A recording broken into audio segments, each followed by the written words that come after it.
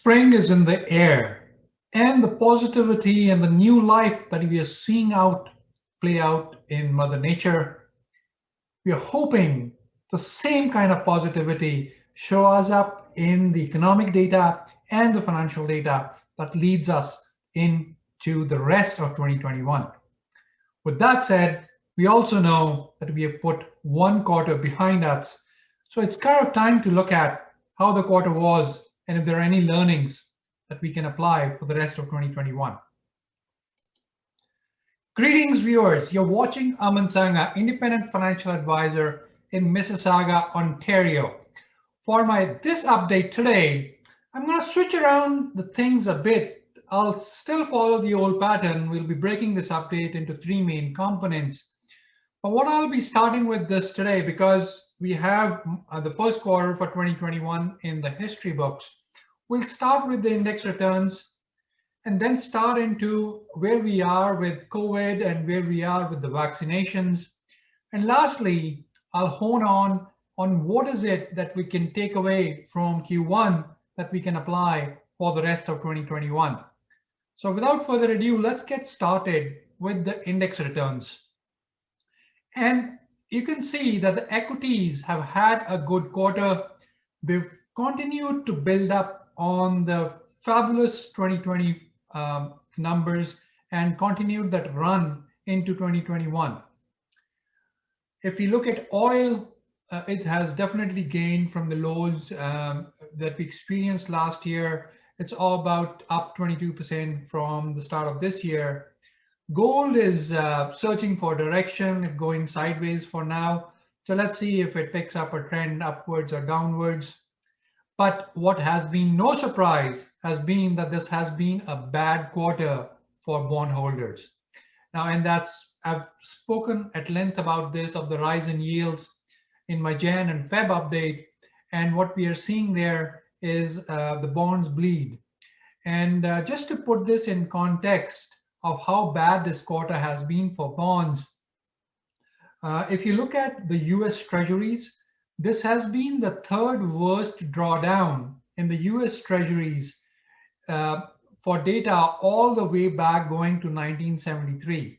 So if you were a bondholder, you weren't a happy camper at the end of this quarter. But I think there is positive news here. The rise in yields reflects the health of the underlying economy, which is a good news if we look at the bigger picture. And that's what we're going to get into the second part. But we'll start with COVID and see where we are with vaccination drives. So let me just get the bad news out of the way first. I mean, if you look at the cases per million of population in North America, you can see that the cases are on the rise.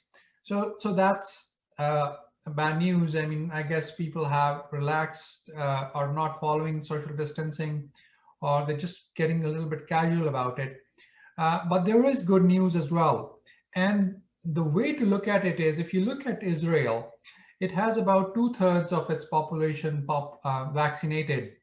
And it's well ahead of the rest of the world, with US at about 30% and Canada at about 12%.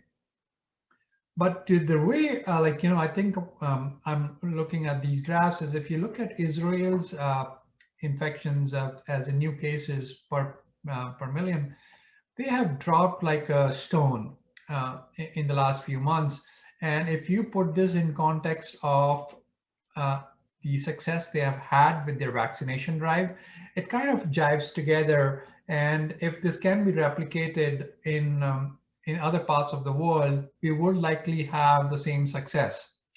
So on that note, if we look at North America specifically, and this is just US and Canada, if we were to do nothing else and we maintain exactly the same pace of vaccinations as we've done so far, Canada would achieve herd immunity by March of next year, whereas US is expected to achieve herd immunity by August of this year.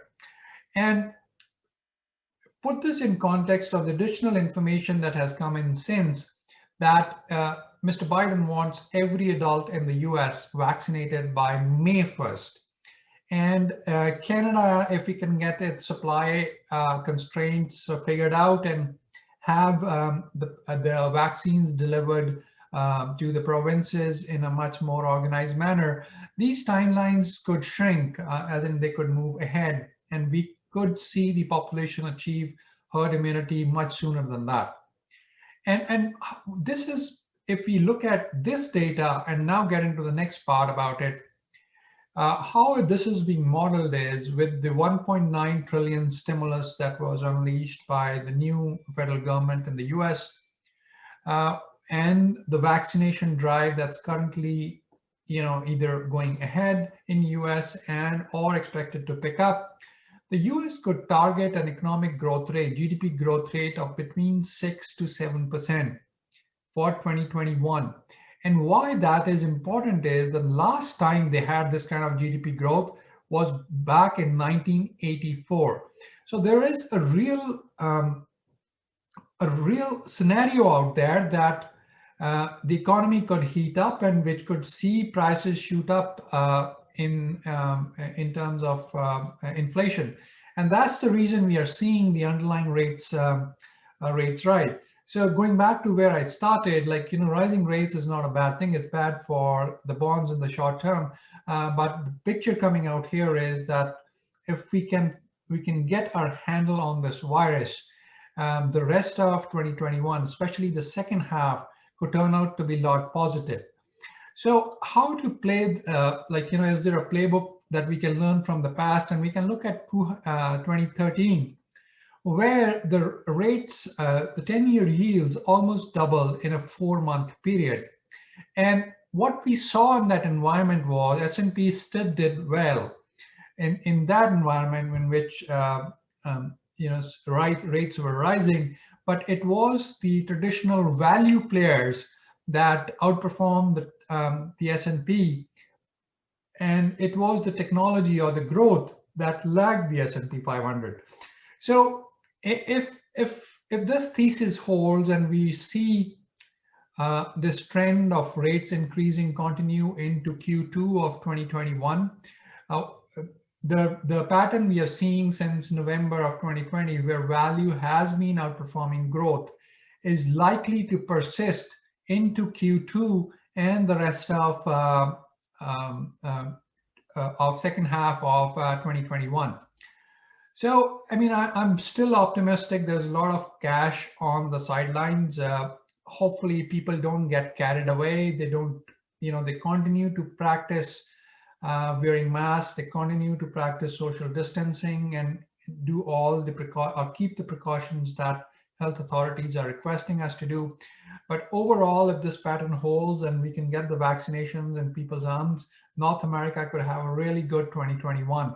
And if you are wondering as to how to position your portfolios, existing portfolios, or you want to start a new position, you know the number to call, 905-363-5035.